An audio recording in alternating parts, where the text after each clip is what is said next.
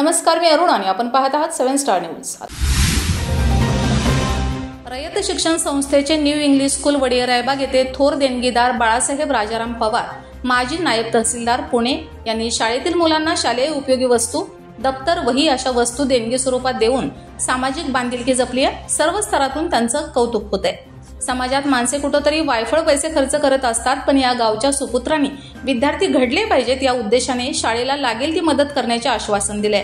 अत्यंत गरीब परिस्थितीतून एक पत्र्याची पेटी, एक शर्ट, एक पॅन्ट एवढ्यावरच पुणे येथे गेलेले पवार हे सध्या नायब तहसीलदार म्हणून कार्यरत आहेत। त्यांचा प्रवास अतिशय संघर्षमय होता, पण आपण ज्या शाळेतून शिक्षण घेतले त्या शाळेला ते आजही विसरलेले नाहीत। दरवर्षीच या शाळेला ते मदत करत असतात।